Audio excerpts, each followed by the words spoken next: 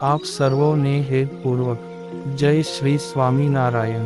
આજની સત્સંગ કથા વાર્તા નિજ મંદિર સાવરકુંડલા।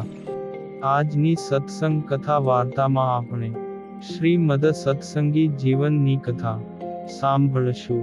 પ્રકરણ 4 અધ્યાય 3 પ્રભુ શ્રી હરિ કહે છે કે, હે રાજન, પછી રાજા પરીક્ષિતનો શ્રીમદ ભાગવતની કથા સાંભળવાથી મોક્ષ થયેલો જાણીને સ્વયં બ્રહ્માજી પણ વિસ્મય પામ્યા અને સત્યલોકમાં તુલા બાંધીને સર્વે શાસ્ત્રોના સમૂહને તોડવામાં આવ્યા।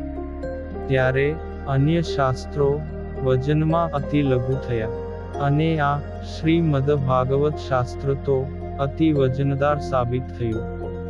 તે જોઈ સર્વે ઋષિ ગણો પરમ વિસ્મય પામ્યા। પછી સર્વે ઋષિ મુનિઓ શ્રીમદ ભાગવત શાસ્ત્રને ભગવાન શ્રી હરિનું અપર સ્વરૂપ માનવા લાગ્યા। તેમજ તેમના અધ્યયન અને કથા શ્રવણથી તત્કાળ વૈકુંઠ લોકની પ્રાપ્તિરૂપ ફળ આપનારું માનવા લાગ્યા। સત્યલોકમાં બ્રહ્માજીએ સર્વશાસ્ત્રની કરેલી તુલનાનું વૃત્તાંત સાંભળીને પોતાનું કલ્યાણ ઈચ્છતા ત્રિલોકવાસી સર્વે જનો એક શ્રીમદ ભાગવતને જે આદર આપવા લાગ્યા, પણ અન્ય શાસ્ત્રને નહીં। નિવૃત્તિ માર્ગના આચાર્ય શ્રી કપિલદેવજી તથા સનકાદિકો પણ પરમ પ્રેમથી આ શ્રીમદ ભાગવતનો જ આદર કરવા લાગ્યા। તેમજ પ્રવૃત્તિ માર્ગના આચાર્ય મરીચ્યાદિક સર્વે મુનિઓ પણ શુભ કાર્યમાં આદરપૂર્વક શ્રીમદ ભાગવતનું જ ગ્રહણ કરે છે। હે રાજન, શ્વેતદ્વીપ ધામ નિવાસી નિરંજનમુક્તો તથા બદ્રિકાશ્રમવાસી ઋષિ મુનિઓ પણ આજ શ્રીમદ ભાગવત મહાપુરાણનું પ્રધાનપણે અધ્યયન તેમજ શ્રવણ કરવા લાગ્યા। તેના કારણે નિરાધાર થયેલા શ્રુતિ સ્મૃતિ પુરાણો, રામાયણ, પંચરાત્ર આદિક શાસ્ત્રો શોકથી કૃશ થયા અને બ્રહ્માજીના શરણે જઈ કહેવા લાગ્યા કે, હે દેવાધિદેવ, હે જગત વિધાતા, તમે એક જ અમારા અધીશ્વર છો, તેથી અમારું મહાદુઃખ તમે સાંભળો। હે દેવ, સર્વ શાસ્ત્રો કરતા શ્રીમદ ભાગવત શાસ્ત્રની શ્રેષ્ઠતા સિદ્ધ થતા ત્રિલોકીને વિશે સર્વ પ્રકારના શુભ કર્મમાં હવે તેની જ પ્રવૃત્તિ થાય છે। હે શુભે, અમારી સમક્ષ તો કોઈ પણ મનુષ્યો દ્રષ્ટિ માંડીને આદરથી જોતા પણ નથી। તેથી લોકમાં અમારા નામનું અસ્તિત્વ પણ નહીં રહે। આવો અમારા અંતરમાં મહાભાવ ઉત્પન્ન થયો છે। હે ધાતા, તેથી અમે જીવવાની આશાનો ત્યાગ કરી તમારે શરણ આવ્યા છીએ। તમે અમારું રક્ષણ કરો, કારણ કે તમે જ લોકપાલક પિતા છો।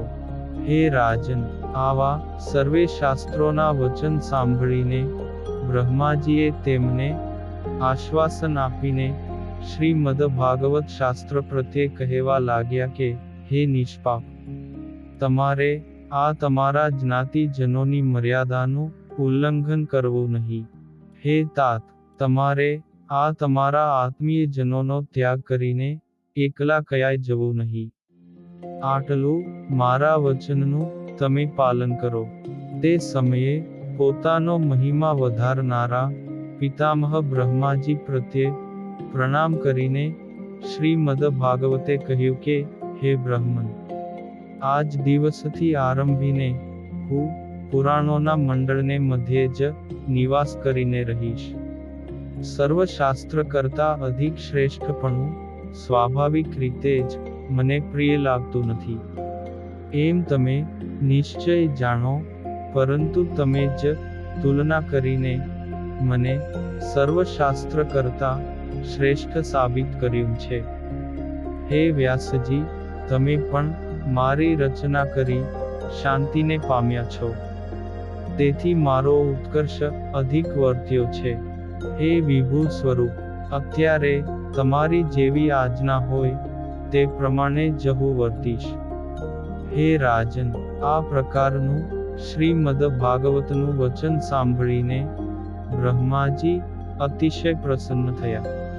ત્યાર પછી બ્રહ્માજીએ શ્રીમદ ભાગવત પુરાણને અન્ય પુરાણોની મધ્યે અનુક્રમે શ્રવણ, દાન, પૂજન અને પુરશ્ચરણાદિકની બાબતમાં પાંચમા પુરાણ તરીકે સ્થાપના કરી. તે દિવસથી આરંભીને સર્વશ્રુતિ, સ્મૃતિ તેમજ પુરાણો શ્રીમદ ભાગવતનો આશ્રય કરીને પોષણ પામવા લાગ્યા અને સદાય તેનું જ અનુસરણ કરવા લાગ્યા. હે રાજન, આ પ્રમાણે અતિશય પ્રભાવશાળી શ્રીમદ ભાગવતનો આશ્રય કરવા માત્રથી સમગ્ર ભૂમંડળમાં પાંચની સંખ્યા પ્રસિદ્ધિને પામીને એ સંખ્યા 100 આદિકની સંખ્યા કરતાં પણ અતિશય શ્રેષ્ઠ મનાવા લાગી. અને આ લોકમાં પણ કહેવત પડી કે પંચત્યાન પરમેશ્વર. હે રાજન, પરબ્રહ્મ પરમાત્માએ માન્ય કરેલા આ શ્રીમદ ભાગવત પુરાણનું ભાગ્યશાળી પુરુષો જ આ લોકમાં સેવન કરી શકે છે. પ્રેત સંબંધી પીડાનો નાશ કરનારી શ્રીમદ ભાગવતની કથાને ધન્ય છે. તેમજ શ્રી કૃષ્ણ પરમાત્માના ગોલોકધામ રૂપી ફળ આપનારી આ 7 દિવસની સપ્તાહ પારાયણને પણ ધન્ય છે.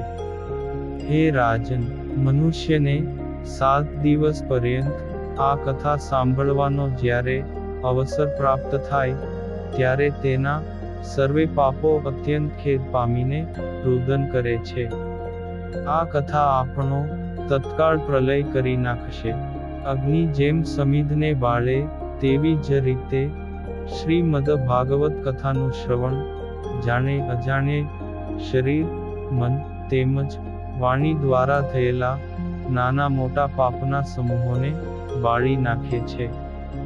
આ ભરતખંડમાં જન્મ મળ્યા પછી શ્રીમદ ભાગવત કથાનું શ્રવણ નહીં કરનારા મનુષ્યોના જન્મને દેવતાઓની સભામાં નારદાદિક મુનિઓએ નિષ્ફળ કહ્યો છે. હે રાજન, જે શરીરથી આ શ્રીમદ ભાગવતની કથાનું શ્રવણ ન થાય તો ખાનપાનાદિકથી પુષ્ટ કરેલા અતિ બળવાન તેમજ વિનાશી સ્વભાવવાળા અને મોહથી લાલન પાલન કરાતા આ મનુષ્ય શરીરનું શું પ્રયોજન છે? કાની નહીં. આ શરીર અસ્થિ સ્તંભવાળું, સ્નાયુથી બંધાયેલું તેમજ માંસ અને રુધિરથી ભરેલું અને ઉપર ચામડાથી મઢેલું, દુર્ગંધ મારતું, વિષ્ટા તેમજ મૂત્રથી ભરેલું છે. જરા, શોક તેમજ સતત પરિણામ પામવાના સ્વભાવથી પીડા પામનારું છે. રોગોનું તો મોટું ઘર છે. અંદર નિરંતર અન્ન જળાદિક નાખવા છતાંયે ક્યારેય ભરાતું નથી. કૃતજ્ઞ છે. વાત, પિત્ત અને કફ આ ત્રિદોષથી યુક્ત અને ક્ષણભંગુર છે. કૃમિ, વિષ્ટા અને ભસ્મ આ 3માંથી કોઈ એકમાં પરિણામ પામનારું છે. આ પ્રમાણે શાસ્ત્રોથી કે સ્વાનુભવથી આ શરીરનું વર્ણન કરી શકાય છે. એવા આ નાશવંત શરીરથી જે મનુષ્યો પોતાનું આત્મકલ્યાણ સાધી લે તેને જ શાસ્ત્રોમાં બુદ્ધિશાળી અને પંડિત કહેલા છે. હે રાજન, જે અન્ન પ્રાતઃકાળે રાંધ્યું હોય તે જ અન્ન સાયંકાળે વિનાશ પામે છે. એ અન્નના રસથી પુષ્ટ થયેલા આ શરીરમાં શાશ્વત શું હોઈ શકે? આ કારણથી કથાનું શ્રવણ નહીં કરનારા મનુષ્યો પાણીમાં થતા પરપોટા તેમજ જંતુઓમાં મચ્છરની સમાન કહેલા છે, કે જે જન્મવા ખાતર માત્ર જન્મે ને મૃત્યુ પામે છે. હે રાજન, આ શ્રીમદ ભાગવત મહાપુરાણ અતિશય નિર્દોષ છે. ભગવાનના એકાંતિક ભક્તોને અતિશય પ્રિય છે. જેમાં પરમહંસોને પ્રાપ્ત કરવા યોગ્ય અનુપમ, વિશુદ્ધ તેમજ પરમ ઉત્કૃષ્ટ એવું પરમાત્માના સ્વરૂપ સંબંધી જ્ઞાનનું વ્યાસજીએ પ્રતિપાદન કરેલું છે. વળી તેમાં જ્ઞાન, વૈરાગ્ય અને ભક્તિએ સહિત નિષ્કામ કર્મયોગનું સારી રીતે પ્રતિપાદન કરેલું છે. આવા મહાત્મ્યયુક્ત શ્રીમદ ભાગવત મહાપુરાણનું ભક્તિભાવપૂર્વક શ્રવણ, પઠન તેમજ ચિંતવન કરનારા મનુષ્ય સંસારના બંધનથી મુક્ત થાય છે. હે રાજન, આ પ્રમાણે મેં તમને શ્રીમદ ભાગવતનું મહાત્મ્ય કહ્યું. તે મહાત્મ્ય સદાયને માટે ધર્મે સહિત ભગવાનની ભક્તિ કરનારા મનુષ્યોને જ મહાફળ આપનારું થાય છે. ઇતિ શ્રીમદ સત્સંગી જીવને નારાયણ ચરિત્રે ધર્મશાસ્ત્રે ચતુર્થ પ્રકરણે પુરાણ શ્રવણના ઉત્સવ પ્રસંગે શ્રીહરિએ શ્રીમદ ભાગવત શ્રવણનું વિશેષ મહાત્મ્ય કહ્યું એ નામે ત્રીજો અધ્યાય સંપૂર્ણ. અને હવે પછીની કથા વાર્તા આપણે આગળના ભાગમાં સાંભળશું. અત્યારે આપ સર્વોને ભાવથી જય શ્રી સ્વામિનારાયણ.